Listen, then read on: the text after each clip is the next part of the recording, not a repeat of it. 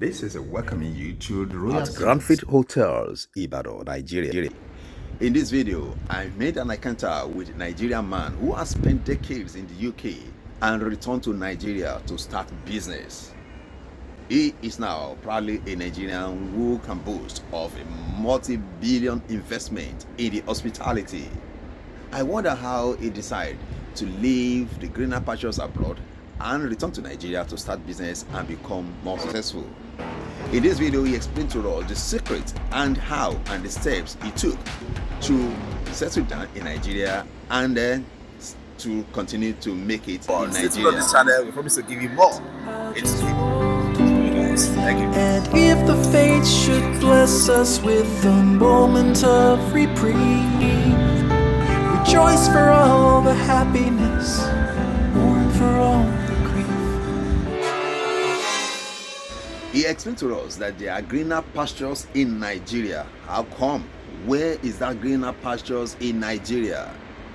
This story is about a man who has been living in the UK for decades, for a number of years, and returned to Nigeria to start business. In my discussion with him, he explains the secret and the know-how, how to become successful.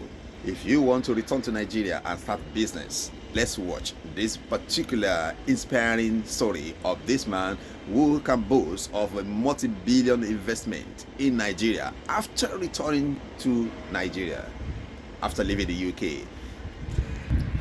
The person I'm referring to is High Chief Olusegun Jacob Akanbi, the Balogun Melike of Agogwe, and the Akerogun of Ososa Kingdom of Itebu land. Is ready to tell us the way out to become successful if you are going to settle down in Nigeria, and why we have to even seek more greener pastures in Nigeria.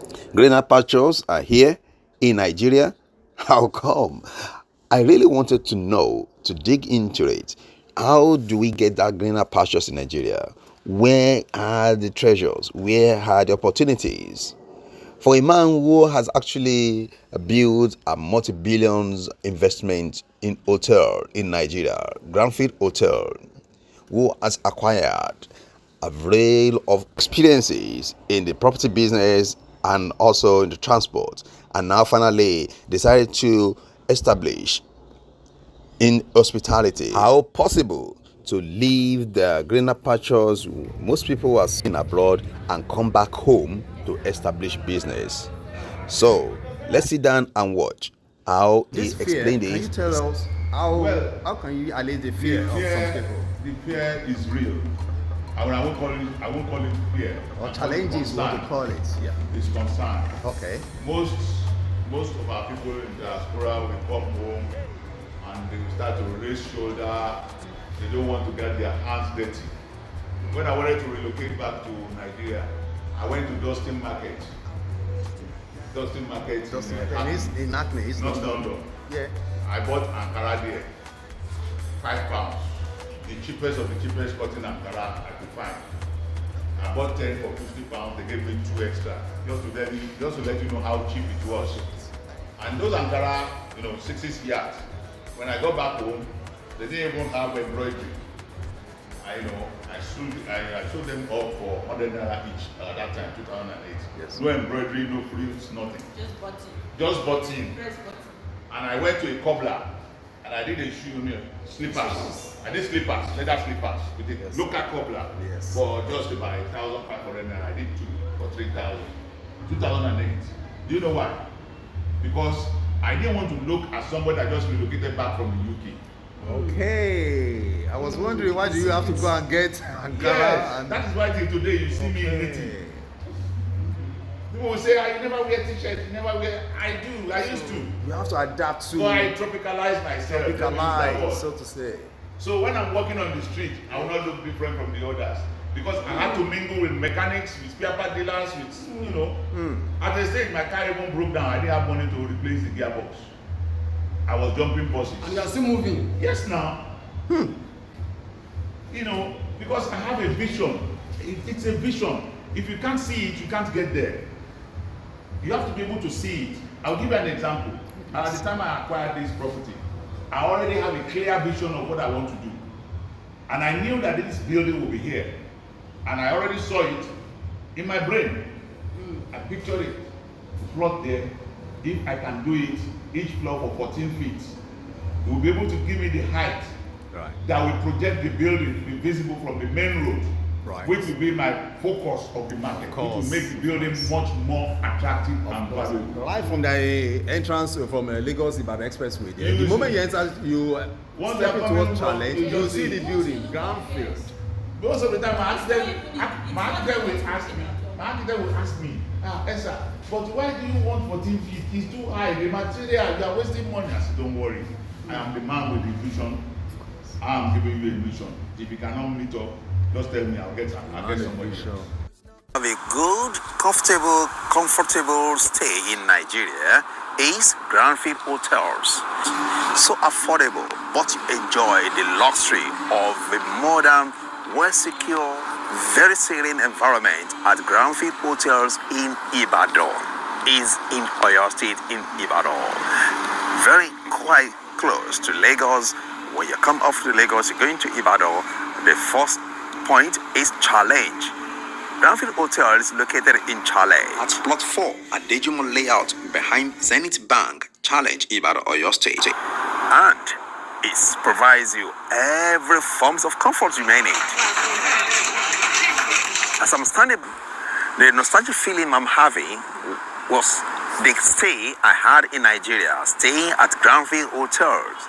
It makes me feel like being in every best possible place in the world. It's new, it's modern, technologically driven. Grandfield Hotel boasts of outdoor standard swimming pool with terrace, luxury bar, VIP, liquor bar, and restaurants. Palacios Royal Suite with executive but exotic facilities. 24 hours uninterrupted power supply, air conditioning.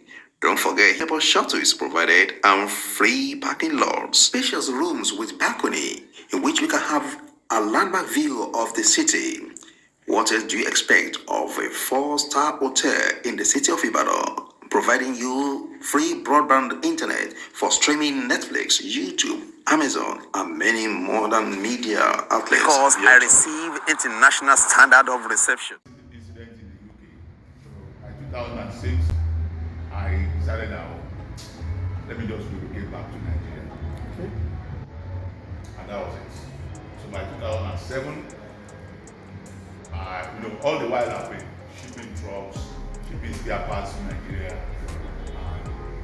I felt that was not enough.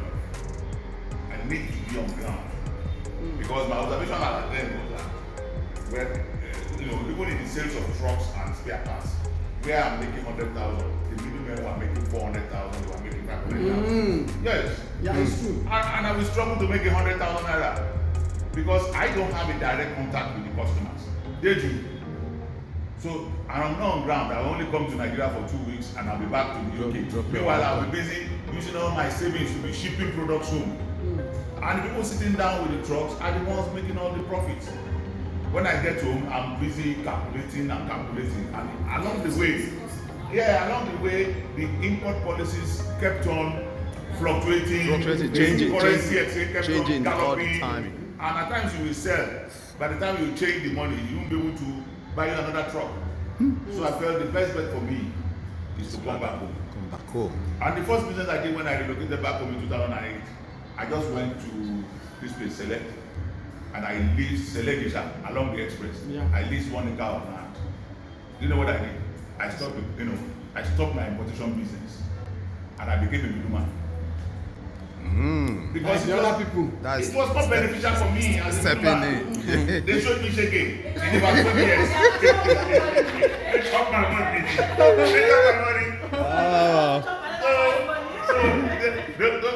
were the first mentors I got in business. They were my first mentors I got in business. Like I said, when you start from the scratch, then you work your way to the top. Then you have a history. Then you have contacts. Then you have people. Then you have a massive reputation with which people rely on. So along the way, I started as a middleman. All my friends were bringing in their trucks. Of course, they didn't have time to wait. So I was busy making all the money. Oh, how much do you want to sell this truck? I want to sell it for 4 million. Are you sure you're okay for 4 million? Yes, 4 million. If I sell more than 4 million, I can do what? Don't worry, you have the rest. That 4 million, I will still give you 50,000 naira for parking. I say, yes, okay, no one. So there are times I will struggle to get them the 4 million and I will make only 50,000 naira for the parking space. And there are times I will be lucky, I will sell like 4.5. Most of the time what usually happens is that all other middlemen will come with different customers, either from the east or from the north, that they have jacked up the price for. And of course, you're not going to make 1 million naira through me and walk away with 1 million naira. No. We will have to have. We have 50-50 or 60-40. So something I want to sell for 4 million, they will come and tell me, don't talk over me. I'm already sold it for 5 million. You sold it for what? 5 million naira. Okay, this is becoming interesting. Let me just have mercy. So when they finish their business, I'll now say, you know, I am the seller. Or the seller's agent that is here. 4 million is what the seller is expecting. You have made 1 million.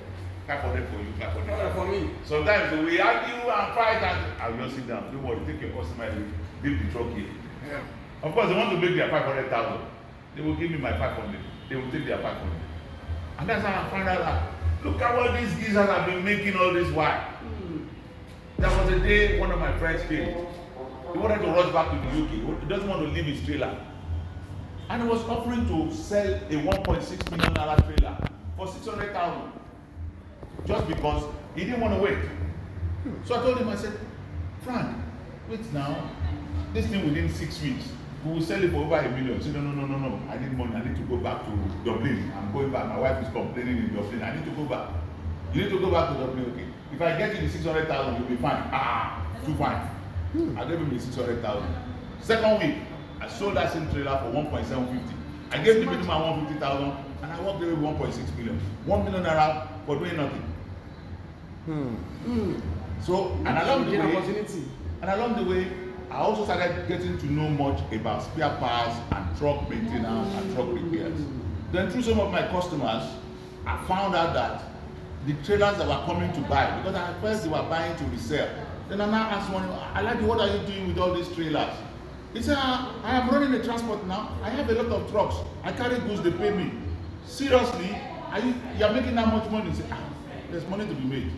That was how I got into haulage business. And from haulage business into property sales, property development, and now into hospitality, leisure.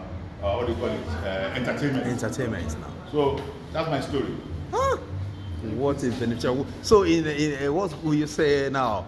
I kind of advice. The advice is if you live abroad and you are a Nigerian in diaspora. I don't know about other African countries. I can only speak for Nigeria because that's a story for another day.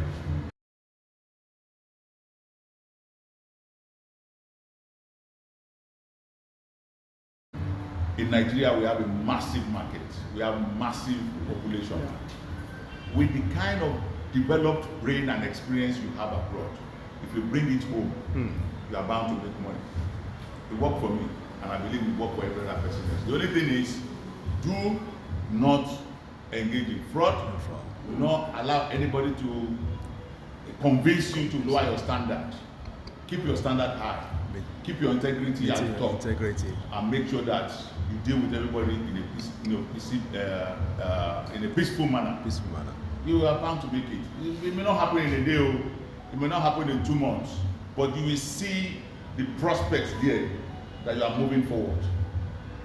You are moving forward in the sense that you may not be in the same income bracket like we used to be in the UK, but you see that with time you are bound to develop your income based on real investments.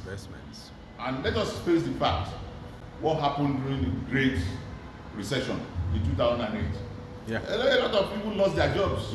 We are doing zero contracts. A lot of people lost their jobs. I remember very well when I was living in 2008. Most of my cousins and my friends said that they don't want to leave.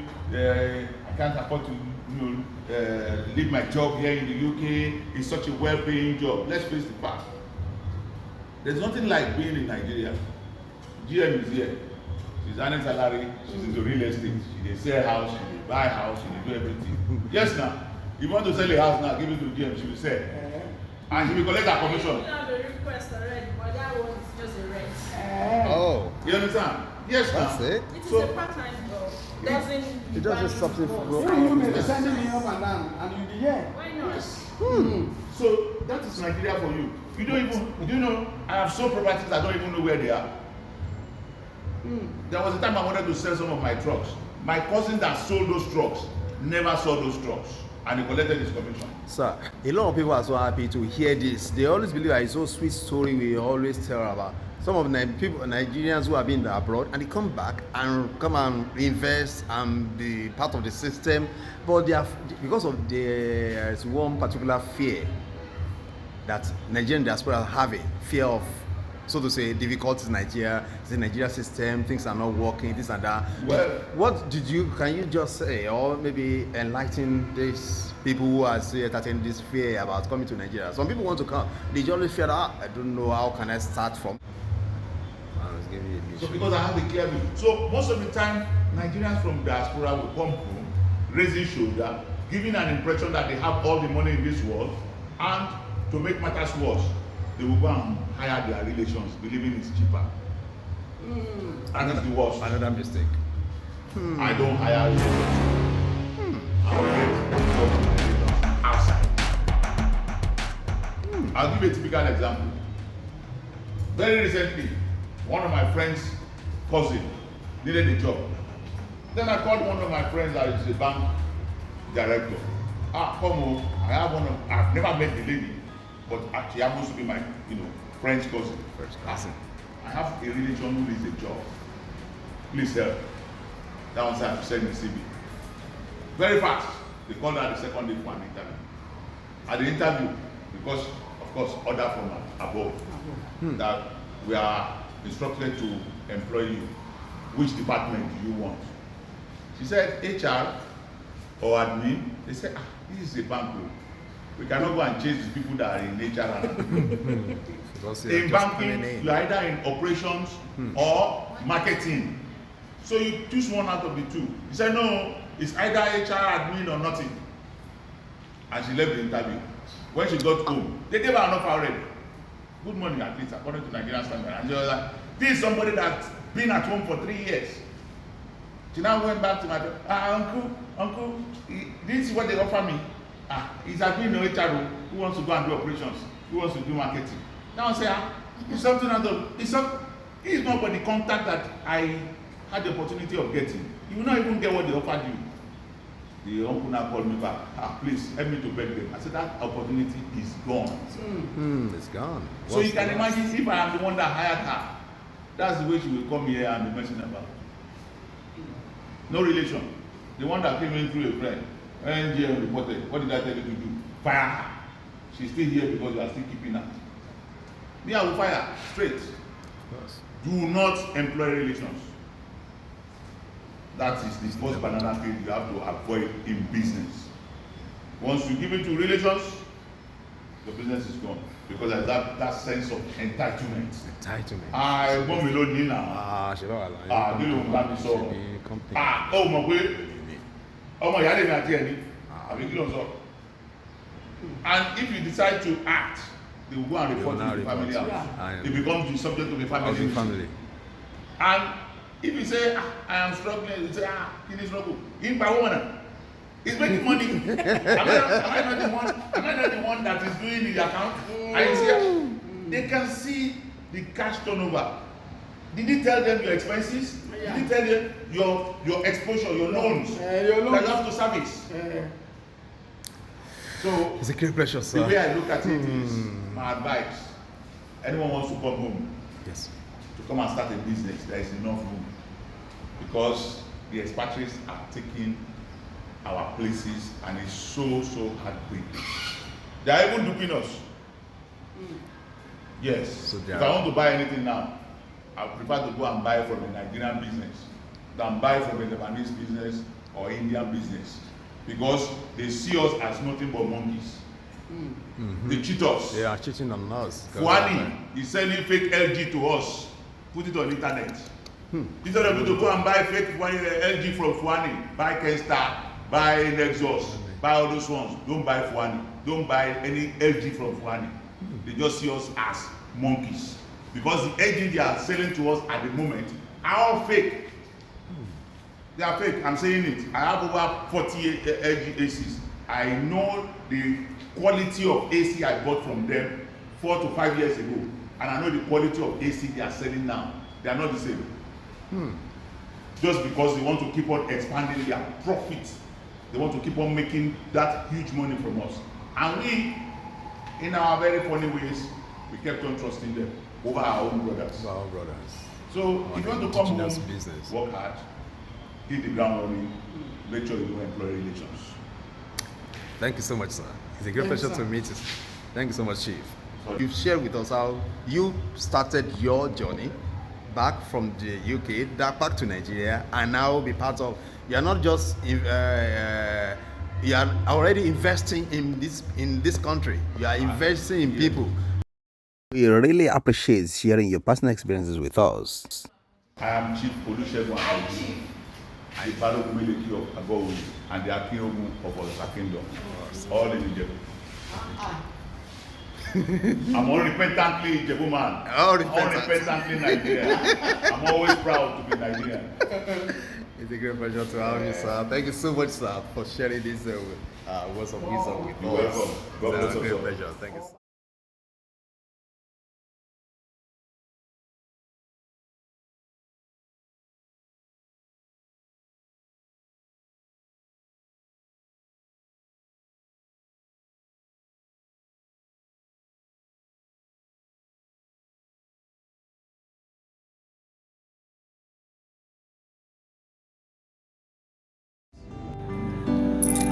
And if the fates should Perhaps you are bless looking us for one of a kind, the cultural exhibitions around the world, all traveled and places.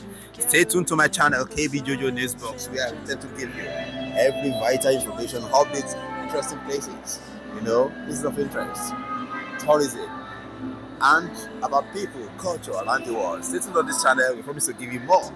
It's Thank you. And if the fates should bless us with a moment of reprieve, we all could stand together in the silence and just breathe. Rejoice for all the happiness, mourn for all the grief. It's all that I ask.